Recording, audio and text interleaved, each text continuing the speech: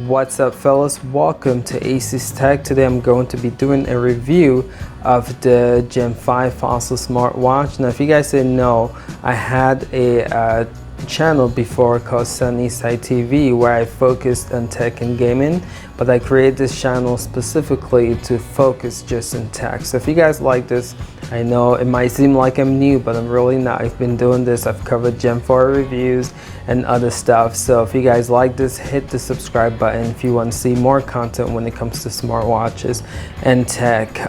So to get started, we're going to cover several different areas. We're going to look at the performance. We're going to look at the specs of the smartwatch. We're going to look at the design of the smartwatch, and we're going to look at pricing and etc. So if you're interested, definitely stay tuned for this whole video, because I believe this is one of the best wearable smartwatches that anyone has ever made. So to begin, let's look at the design of the smartwatch. So as you can see, it looks like the Sport. Again, there's, I believe, 3 different models. There's this one right here is the Kalil one. There's 2 different models, but 3 different type of the Kalil ones. There's the metal one where it comes with a metal band. There's this one which looks a little bit more sporty, and then there's another one that has a kind of gold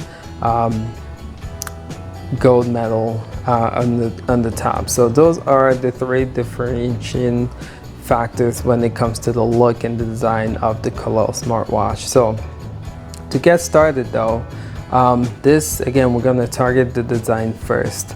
So looking at this, it looks pretty similar to the Fossil Smartwatch, which came right after the Gen 4 smartwatch last year that had the 3100 chipset, Qualcomm chipset in it. So yeah, it looks pretty sporty, has a rubber band, right? Nothing like really elegant or fancy. Has the heart rate monitor. Like they stated though, this is supposed to be an improved heart rate monitor that should be better on the battery life. So this is the back. You can actually exchange this the bands if you want. Put a metal strip in here if you want, or a metal band if you want to call it that. And it's pretty easy. Just click this button, click that button, and it detaches. It has your typical Wear OS look. Looks similar to the Gen 4 actually, with the 2 buttons and the crown. Now this is the rotating crown as well, so that makes its way back. Design wise though, you guys see this bad boy here? You guys see this? This is what the Gen 3 had, and it skipped the Gen 4 but it's back in Gen 5. We actually have a speaker here. So overall, this is a pretty good looking watch. You know, again, like I said, they have 3 different styles that you can choose from. This is more of the sporty one. They have a more fashion looking one, and then they have a kind of middle ground where it has the gold metal here, and then it looks kind of sporty as well. But my biggest gripe with this, and let me see if I can show you guys, I feel like this watch is a lot smaller than the Gen 4. Not only that, but it feels like the screen real estate is actually smaller. Let me just show you guys a smartwatch that is brightened. So, but you guys can see all of that right there. You see all that big old bezel. Why is that there? That is one of my biggest gripe with this, is that the bezel is just huge. Like, look at that. And you guys might say that's the watch face. So I'll pick another one and show you guys. But yeah, look at that bezel. It's insane. It's insane. That bezel does not need to be there. But that's just one of my only gripes to the smartwatch. But now I want to talk about the features of the smartwatch. Now this now has a speaker in it. So the Gen 3 had a speaker, and then they took it out for the Gen 4. Now they brought it back for the Gen 5. So with the speaker in here, you can do things like talk to the Google Assistant. So you can say stuff like, what is the weather like in Pennsylvania? Right now in Philadelphia, it's 76 degrees Fahrenheit and partly cloudy. Okay, so yeah, you can get it to talk to you. You can play your music through Google Play. music through the smartwatch as well. Another feature is that they stated the heart rate, they put a new heart rate monitor in here that's supposed to help the battery life as well. So another thing that they said they updated here is because this is using the 3100 chipset, you can mess with the battery like I showed you guys earlier. So you have stuff like your daily, your extended, and your custom. So you can play around with this and adjust it to your liking when it comes to how long you want your battery to last in this. Now they say another feature on this smartwatch as well is you can actually swim with this now. I haven't tested it, so I wouldn't recommend it, but that's something that they've been advertising, the fact that you can actually swim with this smartwatch now. So those are the main features, and if I forget anything, you guys can let me know in the comments below. But so far, I mean, it's not as close to, Apple and Samsung, but it's good enough. It's good enough. So something that I love about this is how snappy this smartwatch is. Compared to the Gen 4, this now has a 1 gig of RAM compared to 512 MB from the Gen 4, and it has 8 gig of storage compared to 4 gig of storage. And I have to tell you, this is one of the fastest Wear OS smartwatches I've used. I've tried a lot, from the Gen 4s to the Motorola 360s to the Huawei watch, and I do have to say, guys, this is a breeze. I mean, just look at me navigating through the app drawer. It's so snappy. And then let me show you something like the Google Assistant right here. Right, look how quick that loads up Assistant. No hiccups whatsoever. No hiccups. And then you guys know how much of a headache it is to open up something like the Play Store, right? Let me just show you guys. Look at that. Look how snappy that is to open up the Play Store. You can go to app and let's recommend it for you. It opens up so snappy. I have to tell you guys, the performance from the Gen 4 to this is night and day, and I am just so happy that we finally have a Wear OS smartwatch that does not lag or does not have. So the other thing I want to say, there have been several different experiences where this smartwatch will just freeze, but it'll be for like 3-4 seconds and then it'll start back up. But that's only I've had this smartwatch for a week now, and that's only happened about once or twice, so I can't complain too much about that. So performance is pretty solid. Now battery life on this device is actually pretty impressive. There's 3 different modes that you can choose from, and I'll show you guys here. So if you come up here, you have your daily, you have your extended, you have your custom, time only, right? So if you hit daily, I'm not going to do all of this, but I'll explain, because if you go to time only, it messes with your watch to where you have to actually power it off. But daily pretty much is your normal, right? Go ham, you can do whatever, everything is set however you want it to be set. Brightness, always on display on, all that stuff. And you get about, I would say, a day use of this, probably like 23-24 hours use.